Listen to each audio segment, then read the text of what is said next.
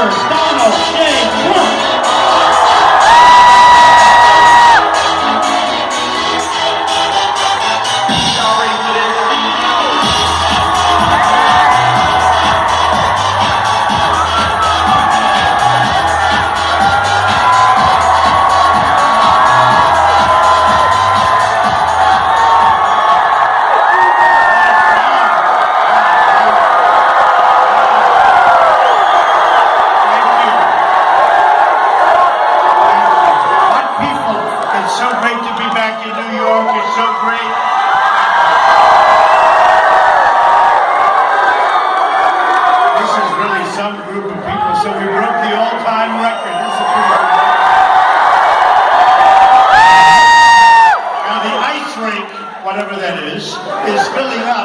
And now I hear it's full and there are thousands of people outside.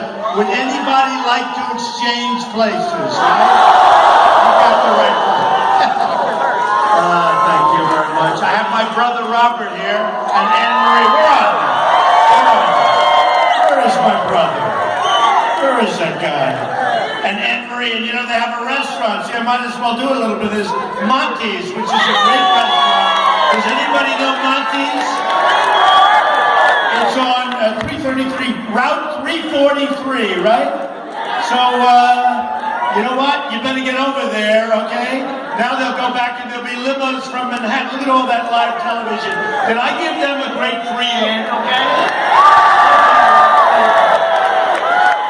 All right. Well, I just want to thank everybody. We're having an amazing time. This has been incredible. And, you know, a lot of things are going on. And we're dealing with democracy, we're dealing with a great country, but our country's in big, big, big trouble. And you know what, folks? We're not going to take it anymore. It's not going to happen. We're not taking it. Today on Drudge, and Drudge, great guy, Matt Drudge, one of the great people. At the top of Drudge, they have a story about China is very upset with Donald Trump. You all saw that. Because Donald Trump is saying that the trade practices that China participates in are not good and they're taking advantage. They are, folks, and boy did you have to see my response. You go home, you see my response. I say, in the history of the world, this is the single greatest theft I've ever seen. We've rebuilt China. We have a $500 billion trade deficit. And you know what? We're going to start reversing things very, very quickly, believe me. I have a feeling that China would like to see me not win. Do you agree with that? I have a feeling. And, you know, we just want fairness. I deal with China. I made a lot of money dealing with China. They're great. But the problem is, our leaders don't have a clue. They don't know what they're doing, whether it's China, Mexico, Japan, Vietnam. No matter where you go, our leaders have no clue. Our military is being decimated. We can't beat ISIS. Can you imagine what General George, and look at this, take a look. General MacArthur, right? George Patton. We have these great generals. They're now spinning in their graves, folks. They're looking at this situation. We can't beat ISIS. It's going to be a much different story. We are going to create a military that's so strong, so powerful, nobody's ever going to mess with us again. Remember. And you know, this is not the guy with a happy favorite. This is the guy that said, don't go into Iraq. We went into Iraq, it was a disastrous decision. Then we got out, and we got out the wrong way. Once we were there, we should have left some. And we don't have to say the date that we're leaving. We will be leaving, Obama. We will be leaving on a certain date. The enemy pulls back, and boy, have they done a number ever since we left. So, it's very sad. You look at the Iran deal, a horror show. But the other deal we gave them, we just handed them Iraq, if you think of it. We hand them Iraq, the second largest oil reserves in the world. We gave it to Iran. Iran is doing very, very well because of the United States. I want to tell you, folks, I want to tell you. We're going to become the smart country. Look, as a country, it's so embarrassing to say, but we are going to become the smart country again.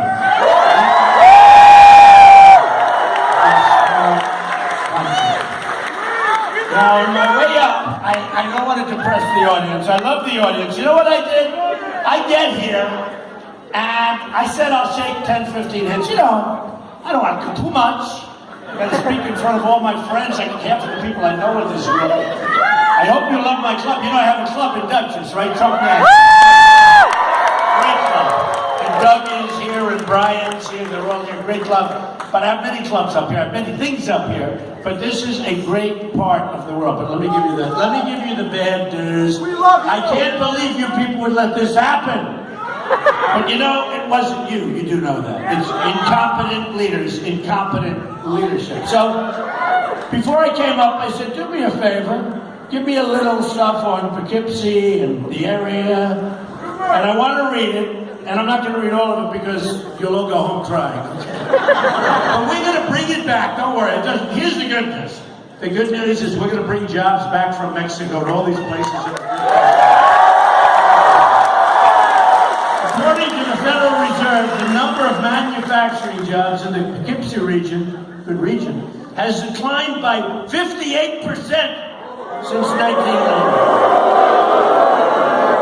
The three main reasons: NAFTA, which was voted on by Kasich. Okay, he voted in favor of NAFTA. Now Kasich is voting in favor. He wants TPP. He's pushing it. As a governor, he's pushing it. And I want to tell you, that's going to be worse than NAFTA. That's going to make NAFTA look like a baby. And him and Lion Ted Cruz, one of the great liars of all time, they're pushing Trans-Pacific Partnership. It's a total disaster. It will wipe out New York State. And you know, I've been to many places in New York State. Albany, we're going to be to Buffalo tomorrow night. It's going to Make New York great again! But I've been all over New York State. I was here before. I don't have to go around. You know, unlike everybody else, I live here, right? But, I mean, I have property in your region. It's not even that. And I'll tell you what, I've taken a look, and I watch, and I see. And these politicians don't have it. They're never going to bring us back. They're never, ever going to take us back. I'm self-funding my campaign. In other words, I'm not bought by the special interest in the lobby.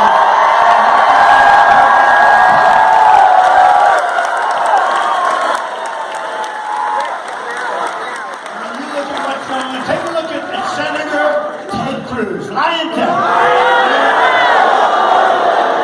He walks in, right, with the Bible held high. It's Lion Ted Cruz. He walks in, Bible held high, puts it down, goes over here, and he starts lying more than any human being I've ever seen in my life. And remember this Lion Ted. Lion Ted! Lion Ted! Lion Ted! Lion Ted! Lion Ted! Lion Ted! Lion Ted! And you know, they're always saying, would you endorse Trump? And he goes, well, like this, that, you know, like he's tortured. He doesn't have to, I don't care. I want the people. I just want the people. These guys, you know, it's so funny. Like, you ever watch political campaigns? All my life I've watched them. I've always been fascinated. And they'll be fighting and saying horrible things about each other. It's vicious. Then one wins, one loses, and they go to make their speech. And the one that loses, I'd like to congratulate. He's going to be a great governor or senator or president. I don't think I'm going to be doing that, folks. You know? I don't think we're making any concession speeches, I'll be honest. You know, we're doing so well. We're leading by millions of votes. We're leading by hundreds of votes. I think we're going to make it without having to, you know, rely on the bosses. You saw what happened in Colorado where people are picketing and going. And I said, don't waste my money. Here's the nice part. I'm self-funding, right? And maybe because I've spent less money just about than practically anybody, and I'm in #1 position by a lot. Don't you know that?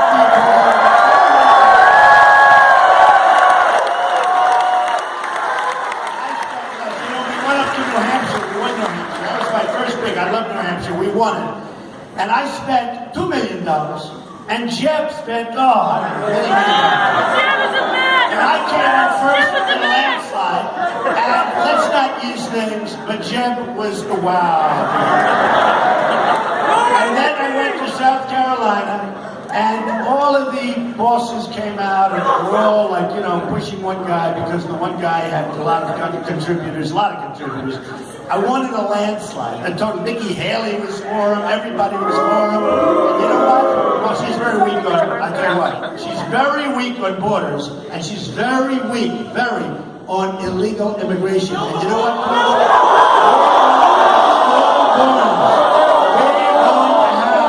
Strong borders, and we're going to have the law.